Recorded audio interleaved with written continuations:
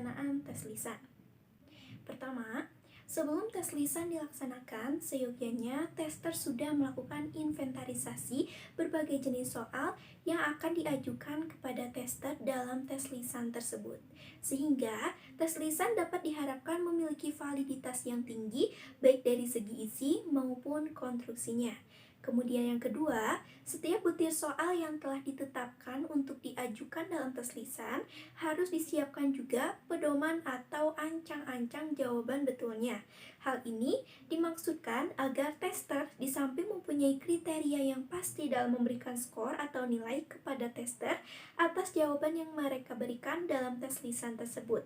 Juga tidak akan terpukau atau terkecoh dengan jawaban yang panjang atau berbelit-belit yang diberikan oleh tester, yang menurut anggapan tester merupakan jawaban betul dan tepat, padahal menurut kriteria yang telah ditentukan sesungguhnya sudah menyimpang atau tidak ada hubungannya dengan soal yang diajukan kepada tester.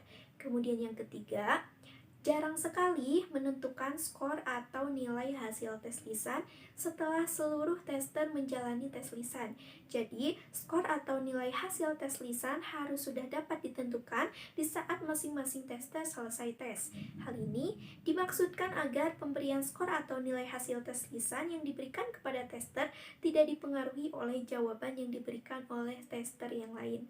Kemudian yang keempat, tes hasil belajar yang dilaksanakan secara lisan hendaknya jangan sampai menyimpang atau berubah arah dari evaluasi menjadi diskusi antara tester dan tester yang lainnya. Tester harus senantiasa menyadari bahwa tester yang ada di hadapannya adalah tester yang sedang diukur dan dinilai prestasi belajarnya.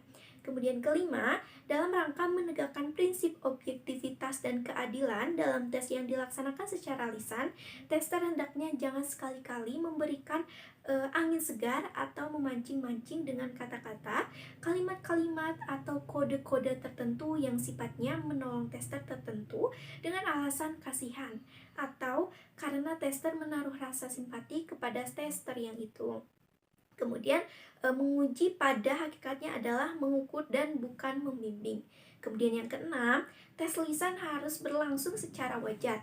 Pernyataan tersebut mengandung makna bahwa tes lisan itu jangan sampai menimbulkan rasa takut, gugup, atau panik di kalangan tester. Karena itu, dalam mengajukan pertanyaan-pertanyaan kepada tester, tester harus menggunakan kata-kata yang halus, bersifat sabar, dan tidak emosional. Penggunaan kalimat-kalimat yang sifatnya menteror yang dapat menimbulkan tekanan psikis pada diri tester haruslah dicegah. Kemudian ketujuh, sekalipun acapkali sulit untuk dapat diwujudkan, namun sebaiknya tester mempunyai pedoman atau ancang-ancang yang pasti. Berapa lama atau berapa waktu yang disediakan bagi tiap-tiap peserta tes dalam menjawab pertanyaan-pertanyaan pada tes lisan tersebut. Harus diusahakan terciptanya keseimbangan alokasi waktu antara tester yang satu dengan tester yang lain. Kemudian kedelapan, pertanyaan-pertanyaan yang diajukan dalam tes lisan hendaknya dibuat bervariasi dalam arti bahwa sekalipun inti persoalan yang ditanyakan itu sama, namun cara pengajuan pertanyaannya dibuat berlainan atau beragam.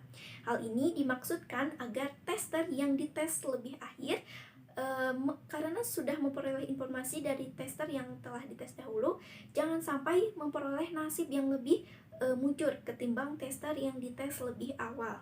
Kemudian kesembilan, agar diusahakan dalam pelaksanaan tes lisan itu berlangsung secara individual atau satu demi satu.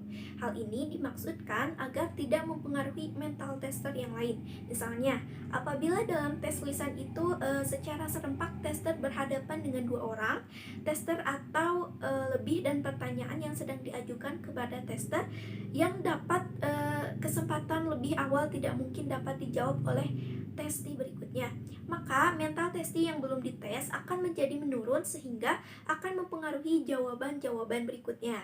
Kecuali itu hal tersebut juga dimaksudkan agar tidak memberikan kesempatan kepada tester yang belum dites, sebab mereka mempunyai kesempatan yang lebih luas untuk menyiapkan jawaban ketimbang testi yang sedang atau sudah selesai dites. Sekian